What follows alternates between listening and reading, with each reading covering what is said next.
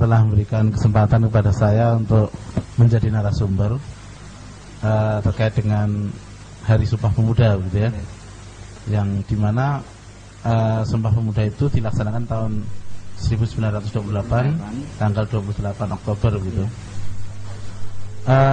Sumpah Pemuda itu ada kata yang menjadi subjek utama, yaitu adalah pemuda.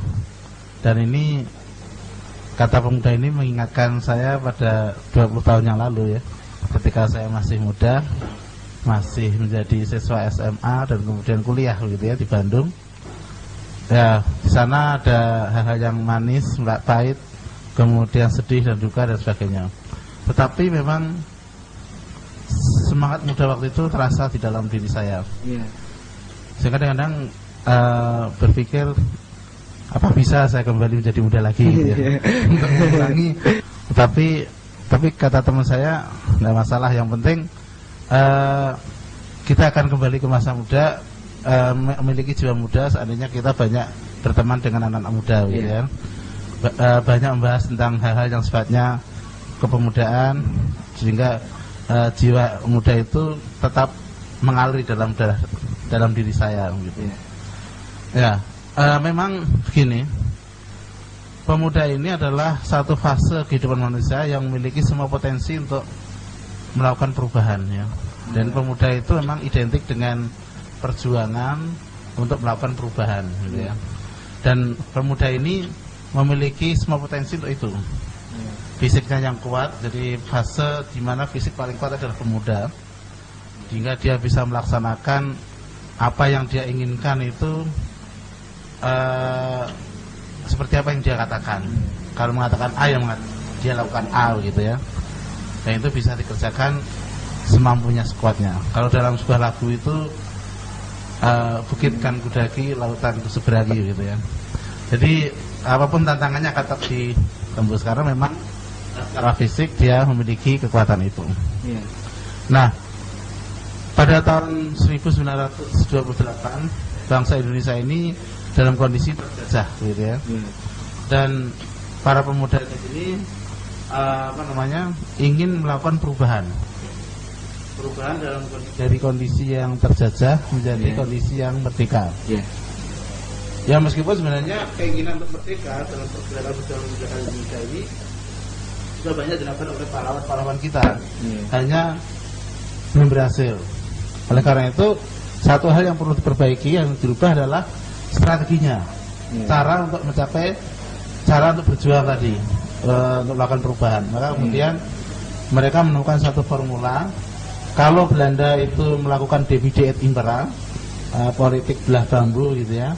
Belah bambu itu kan yang satu diinjak, yang satu ditarik gitu ya.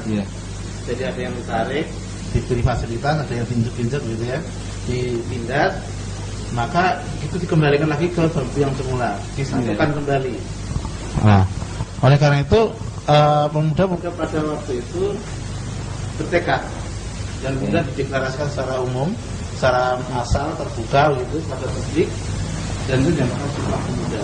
Makanya para pemuda untuk bertekad melakukan perjuangan, melakukan perubahan dalam negeri ini. Dan alhamdulillah memang setelah Sumpah Pemuda ini telah dari satu generasi, kemudian Indonesia berhasil memproklamasikan dirinya jadi negara yang merdeka pada tanggal 17 Agustus 1945. Dan memang dalam catatan sejarah dunia gitu ya, banyak perubahan dunia ini dilakukan oleh para pemuda gitu ya. Termasuk di Indonesia. Ya, kita lihat di Indonesia saja lah gitu ya, muda.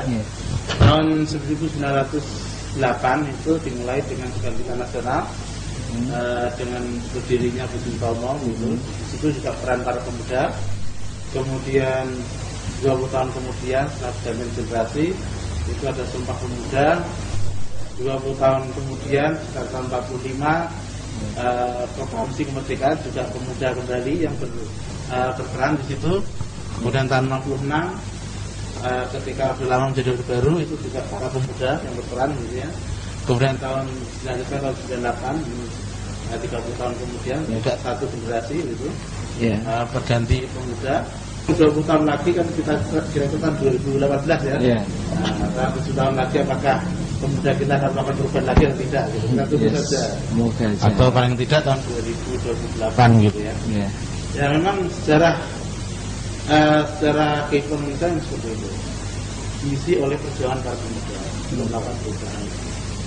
Nah, kemudian apa yang bisa kita ambil makna dari Sumpah Pemuda itu adalah kalau kita ingin merubah bangsa kita menjadi yang lebih baik gitu ya, maka pertahankanlah darah muda itu, pertahankanlah semangat muda untuk selalu berjuang melakukan perubahan.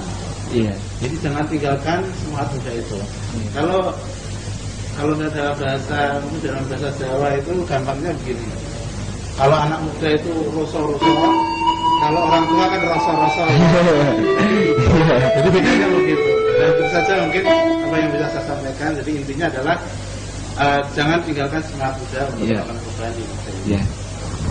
Ya walaupun sudah